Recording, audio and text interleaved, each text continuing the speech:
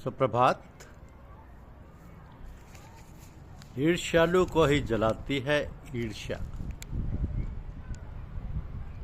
ये हमारी आज की आध्यात्मिक चर्चा का विषय। ईर्ष्यालु को ही जलाती है ईर्ष्या।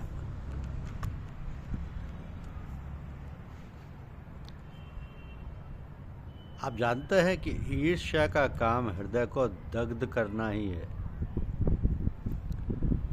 परंतु यह दूसरों को नहीं जलाती, उसी को जलाती है जिसके हृदय में जन्म लेती है। निंदा और द्वेष भी इसी के पीछे पीछे जन्म ले लेते हैं। जब मनुष्य इसके फंदे में फंसता है तो निंदा और द्वेष उसके बड़े होकर इस कार्य में और भी सहायता देने लगते हैं। मनुष्य ये भी नहीं सोचता कि मैं पहले किस छोटी दशा में था, गुरु कृपा से कितना आगे निकल चुका हूँ। पहले मुझे कोई जानता भी नहीं था, परंतु उनकी कृपा से मेरी कितनी प्रतिष्ठा है, इस जीवन से कितनी प्रसन्नता ले, कितना अपने में आनंदित हो। परंतु वह ईर्ष्या और द्वेष से इन सुखों को मूल भावनाओं के घने दुख में फंस जाता है। मूल भावनाओं के घने दुख में फंस जाता है। तुम्हें एक जगह 5 रुपये मिले हैं, बड़ी प्रसन्नता हुई, परंतु जो ही देखा कि दूसरे को 50 रुपये मिले हैं, सारी प्रसन्नता हवा हो गई। दुख ने हृदय दग्ध कर दिया। 5 रुपये की प्रसन्नता को बिना बात ही नष्ट कर दिया। प्रतिक्षण अपने पर दृष्टि रखो। यदि द्वेषवश किसी की निंदा मुख से निकल जाए तो तत्काल पानी से कुल्ला करो। कई बार प्रभु का नाम लो, जिससे अंतःकरण शुद्ध हो जाए। यदि किसी से तुम्हारा द्वेष हो गया है और उससे अंतर में तुम्हें जलन है, और यदि ऐसे दोष को तुम मिटाना चाहते हो, साथ ही उसे प्रकट भी नहीं करना चाहते, तो जब तुम ईश्वर के ध्यान में जाओ तो अपने समीप उसको भी मन से बिठा लो। सोचो, भगवान ने हम दोनों पर कृपा कर रहे हैं। भगवान, जब ध्यान से हटो तो प्रभु को प्रणाम करने के बाद अपने दोषी को प्रणाम करो और आगे के लिए क्षमा मांगो। ऐसा कर लेने से हृदय शुद्ध हो जाता है, मलिनता चली जाती है। जिसका अपने मन या अंतःकरण पर नियंत्रण नहीं है, वह जीवन के दोनों ही सुखों, भौतिक और आध्यात्मिक, से वंचित रह जाता है। कहते हैं इंद्र स्वर्ग का राजा है, उसे सर्व सुख है, परंतु उसके हृदय में ईर्ष्या या द्वेष घर कर गया है, इसलिए स्वर्ग के सुख से भी वंचित रहता है। अब मनुष्य को चाहिए कि वह सत्संग से अपने दोषों को दूर कर दे।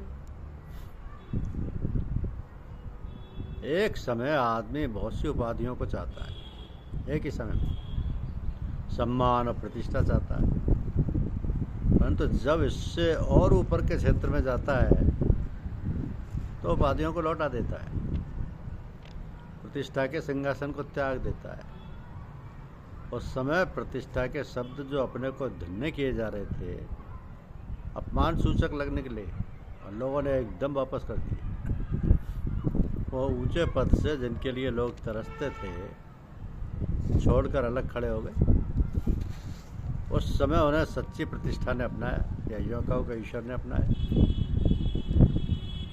तो क्षितिज एक कल्पित रेखा है। हमारी बुद्धि की, दृष्टि की भी एक सीमा है। मनुष्य ज्यों ज्यों ऊपर उठेगा, क्षितिज भी बढ़ती जाएगी। एक दिन वो सब दायरे समाप्त हो जाएंगे और मानव एक आनंद की सांस लेगा। परंतु तभी होगा जब तुम अपने पर अधिकार करो और वासनाओं से ऊंचे उठ जाओगे। इस प्रकार यह दम की संपत्ति मनुष्य को कभी कभी प्राप्त होती है, और उसके धनी संत ही होते हैं। उनकी संगति से संयम को पूरा निभा सकते हैं। कहते हैं एक पुरुष ने किसी महात्मा से कुछ प्रश्न किए, यह आकाश से बड़ा क्या है?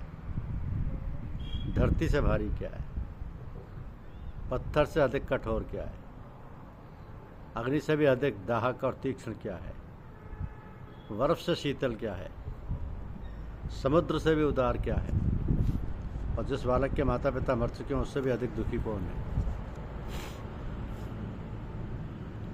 तो उस महापुरुष ने जो उत्तर दिए वो कहता है कि सत्य वचन आकाश से भी बड़ा है। निर्दोष मनुष्य को पाप लगाना, ये पाप पृथ्वी से भी भारी है। मनमुख का हृदय पत्थर से भी अधिक कठोर होता है। ईर्ष्या अग्नि से भी अधिक तीक्ष्ण है। सहनशीलता हिम यानी बर्फ से भी अधिक शीतल होती है। संतोषी पुरुष का हृदय समुद्र से भी विशाल होता है। और चुगली करने वाला पुरुष मात्र पितृहीन बालक से भी अधिक मानहीन और दुखी होता है।